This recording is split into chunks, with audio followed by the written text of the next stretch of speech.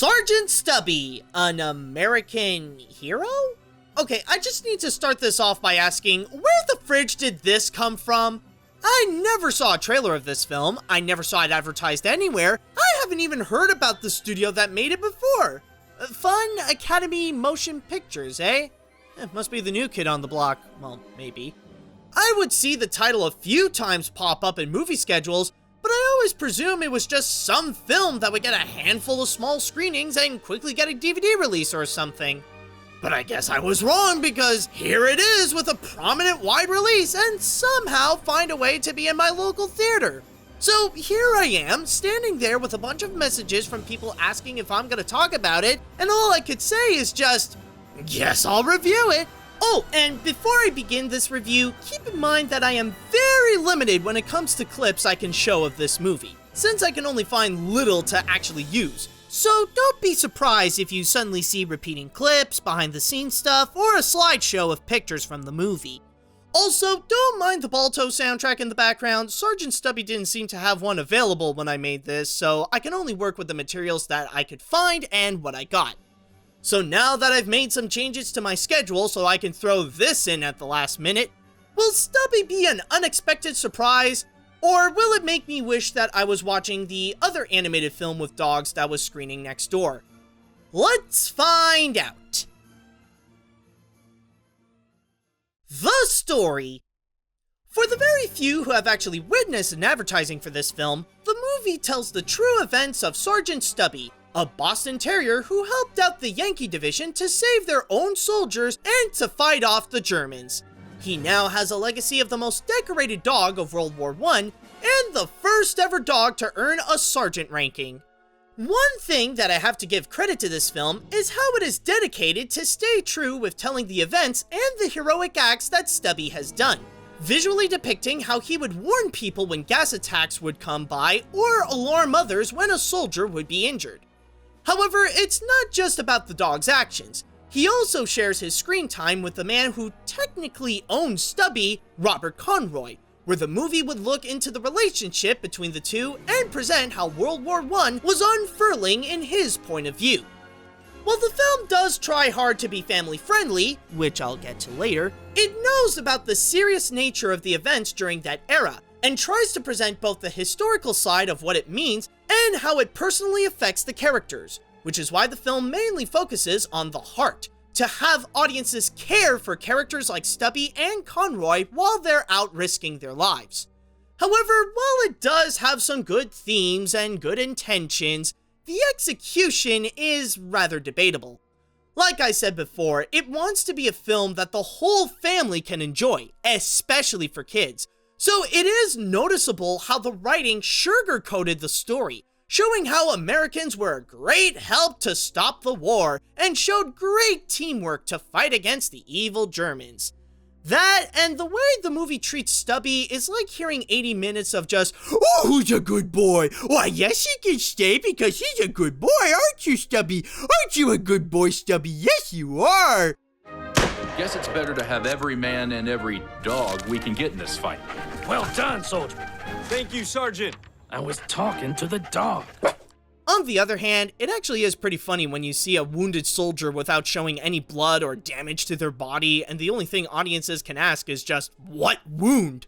Although it may be an obvious kid-friendly story, it did take itself seriously to deliver a lot of heart. The animation.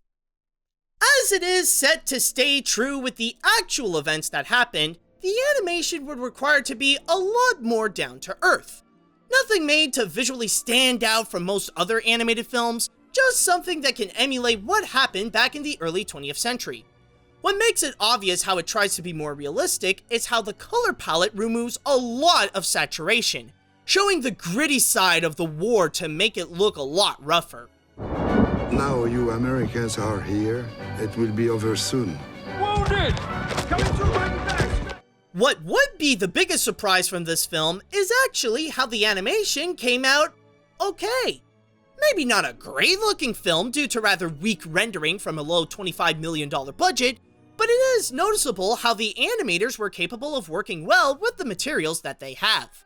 The backgrounds know how to display the fearful open spaces in a war setting, it presents a strong use of effects, the character animation is smooth and realistic, and the designs are good with caricatured-looking people.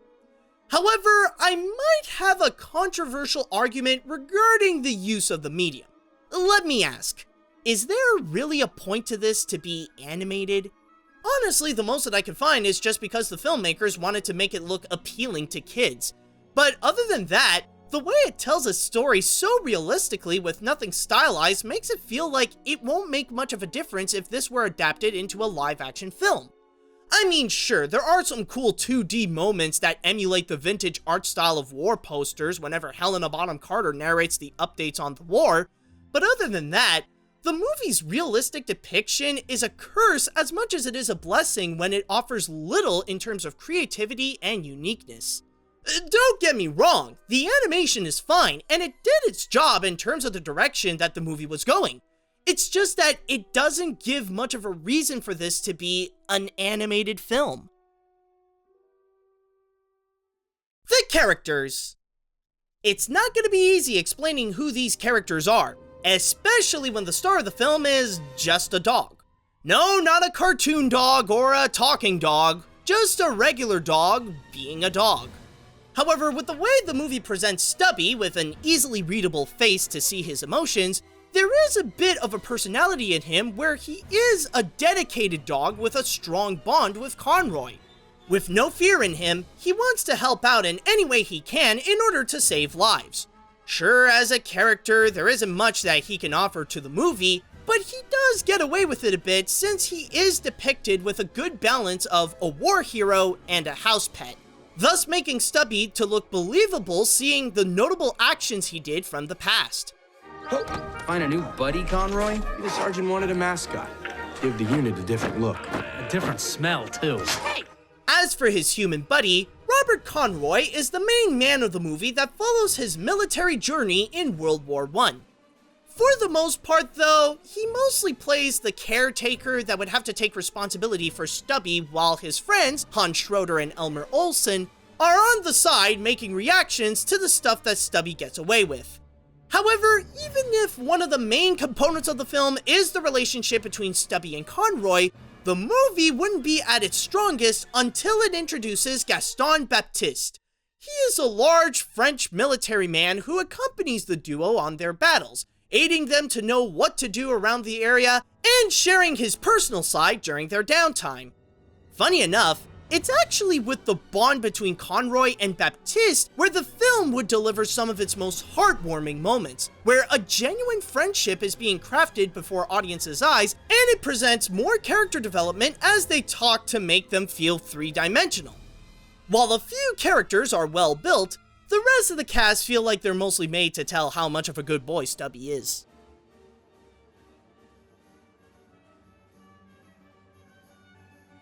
You know, for a movie that I've only heard of days before seeing it in theaters with virtually no advertising to be found made by an animation studio that I've never heard of, this actually turned out to be not that bad.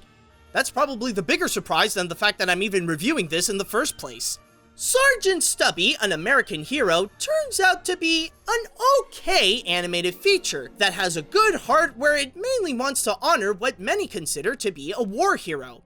Sure, it heavily panders more towards kids with the way it tells its story, but some of the stuff that it offers, like the writing, the animation, and some of its characters are actually quite decent. This would most likely be worth a watch for history buffs to see the Stubby story come to life, but I can honestly tell that its true purpose is for education. This movie is perfectly built for elementary schools whenever the kids have to learn about World War I in history class. Come on, you know that's bound to happen eventually. I never expected to see this one, but you know what? I'm kinda glad that I could at least say that I did once.